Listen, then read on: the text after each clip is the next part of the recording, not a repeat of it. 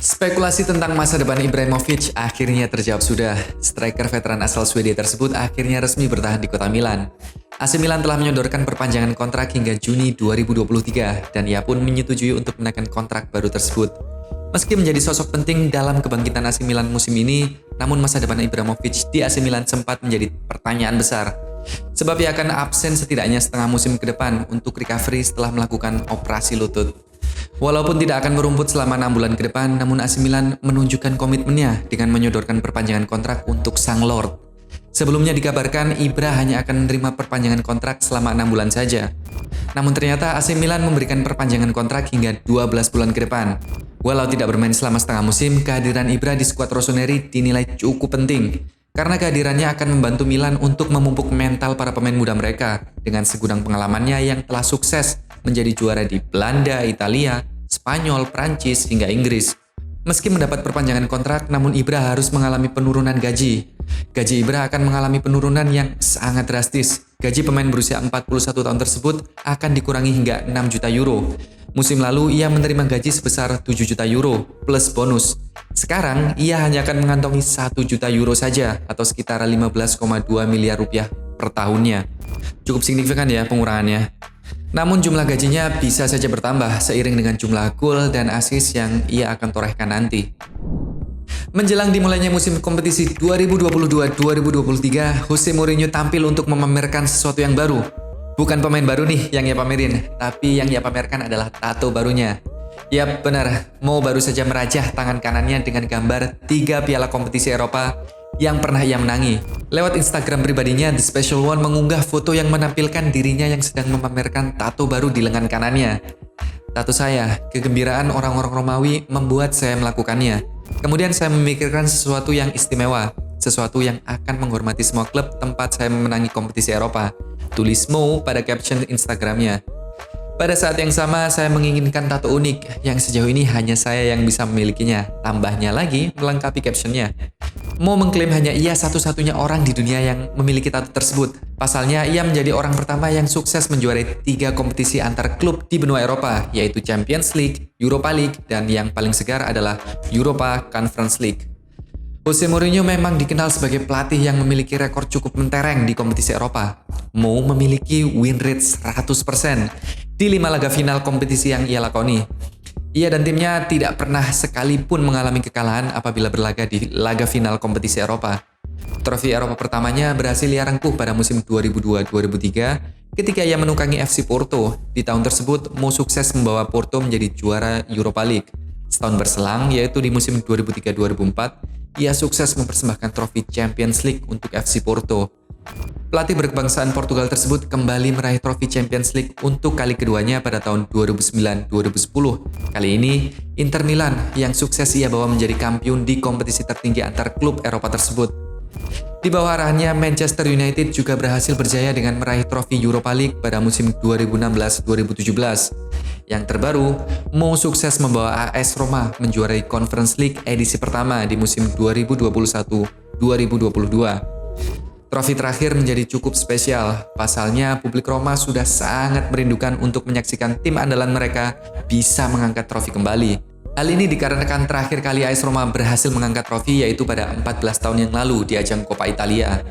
Jose Mourinho masih terikat kontrak bersama I Giallorossi hingga tahun 2024 mendatang. Kita nantikan apakah kehandalan The Special One meracik taktik akan kembali mempersembahkan gelar baru untuk AS Roma? Eits, sebelum lanjut ke berita selanjutnya, teman-teman udah pada subscribe Giornata belum? Bagi yang belum, jangan lupa tekan tombol subscribe-nya ya. Dan juga jangan lupa klik tombol like, komen, dan share. Serta nyalakan lonceng notifikasi agar tidak ketinggalan konten-konten terbaru dari Giornata. Pelatih Timnas U19, Shin Tae-yong membeberkan rencana Timnas U19 untuk menggelar pemusatan latihan di Eropa. Namun Shin Tae-yong belum menyebutkan secara gamblang negara mana yang akan mereka pilih untuk menjalani pemusatan latihan. Pemusatan latihan ini bertujuan untuk mempersiapkan pasukan Garuda Muda yang akan berlaga di ajang Piala Dunia U20 tahun depan. Ketua Umum PSSI akhirnya buka suara perihal rencana pemusatan latihan timnas ini. Menurut Muhammad Iriawan, Coach Shin memiliki beberapa opsi negara yang akan mereka pilih untuk menggelar pemusatan latihan. Beberapa opsi tersebut diantaranya Belanda, Spanyol, dan Portugal. Kami sedang memilih apakah Spanyol, Portugal, atau Belanda, ujar pria yang kerap disapa Iwan Bule tersebut. Akan tetapi Muhammad Iriawan mengatakan bahwa Coach Shin lebih memilih apabila pemusatan latihan digelar di Belanda. Coach Shin memiliki alasan tersendiri memilih menggelar pemusatan latihan di Belanda. Coach Shin mengatakan bahwa ia ingin memanfaatkan pemusatan latihan di Belanda untuk sekaligus mencari beberapa pemain keturunan yang berada di Belanda. Ia akan melakukan trial dan menjajal kemampuan mereka secara langsung di sana. Kenapa ke Belanda? Karena dari pengajuan Shin Taeyong kan pemain keturunan itu banyak di sana semua, tambahnya lagi. Meski Shin Taeyong telah mengungkapkan keinginannya untuk menggelar pemusatan latihan Belanda, namun Iwan Bule mengaku belum ada keputusan final tentang hal tersebut. Karena ia ingin mendengar secara langsung pemaparan program latihan langsung dari mulut Shin Taeyong. Pihak PSSI dijadwalkan akan segera bertemu dengan Shin Taeyong dalam beberapa waktu dekat ini. Sebelum pulang, Shin Taeyong akan rapat dengan kami, jadi ini masih dalam rapat. Jadi, nanti supaya Shin Taeyong juga melihat para pemain yang akan diambil, bukan pemain kesini. Kami juga akan latihan di sana dengan tim kuat, tutupnya. Indonesia akan menjadi tuan rumah dalam perhelatan akbar Piala Dunia U20 tahun depan. Tidak hanya dituntut sebagai tuan rumah yang sukses, Garuda Muda juga diharapkan bisa menorehkan prestasi yang membanggakan pada ajang tersebut. Kita doakan bersama-sama, semoga timnas muda kita bisa memaksimalkan pemusatan latihan dengan baik, terlepas dimanapun tempat yang dipilih. Dan semoga timnas muda kita bisa berbicara banyak pada ajang Piala Dunia U20 mendatang, tidak hanya sebagai pelengkap pada gelaran tersebut.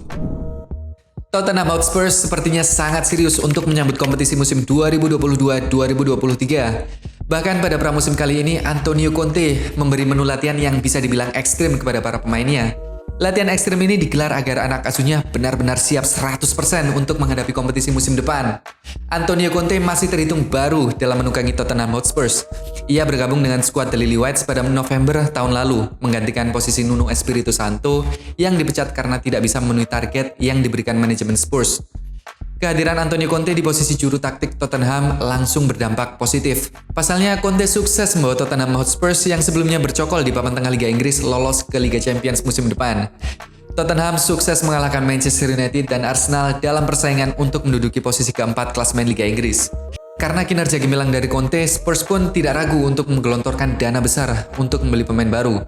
Kesempatan ini pun sepertinya benar-benar dimanfaatkan oleh Conte untuk melakukan pembenahan pada skuadnya. Tottenham Hotspur menjadi salah satu tim yang paling aktif pada bursa transfer kali ini. Sejauh ini sudah ada 6 nama yang berhasil mereka amankan. Beberapa nama yang sudah resmi merapat ke Tottenham yakni Ivan Perisic, Fraser Forster, Yves Bissouma, Richarlison, Clement Lenglet, dan yang terbaru adalah Jed Spence. Sebelumnya pada bursa transfer Januari lalu, Conte juga sudah mendatangkan 2 pemain anyar yakni Dejan Kulusevski dan Rodrigo Bentancur. Kedua pemain rekrutan Conte ini sukses memberikan dampak instan pada skuad Tottenham Hotspur dan ikut membawa Tottenham lolos ke Liga Champions musim depan. Selain ahli dalam meramu taktik, Antonio Conte juga dikenal ahli dalam memodifikasi posisi pemain-pemainnya. Kala masih melatih Inter Milan, ia sukses memodifikasi posisi Ivan Perisic yang awalnya berposisi sebagai sayap kiri, kemudian ia ubah menjadi posisi wingback kiri. Uniknya, eksperimen ini berjalan sukses. Perisic tampil apik di posisi barunya dalam 83 pertandingan bersama Inter Milan di semua ajang dengan menorehkan 13 gol dan 15 assist. Berkat performa apiknya di posisi wingback kiri, Perisic sukses mempersembahkan Scudetto untuk Inter Milan pada musim 2020-2021. Penyerang anyar Tottenham yaitu Richarlison juga tak luput dari eksperimennya. Mantan pemain Everton itu bermain pada 3 posisi berbeda ketika menghadapi Kelly Eleven. Pada laga pramusim beberapa waktu lalu, Richarlison bermain di posisi penyerang tengah, posisi bayangan, dan posisi sayap kanan. Dan hasilnya pun cukup memuaskan. Richarlison bisa tampil apik di 3 posisi yang diinstruksikan oleh Conte. Dengan pengalaman menjuarai Liga Inggris bersama Chelsea, Conte diharapkan bisa mendongkrak performa Tottenham agar bisa bersaing dalam perebutan gelar musim depan. Mampukah Conte mengakhiri puasa gelar 14 tahun Tottenham atau ia akan mengikuti jejak-jejak pelatih sebelumnya yang gagal total memberikan trofi untuk Tottenham Hotspur?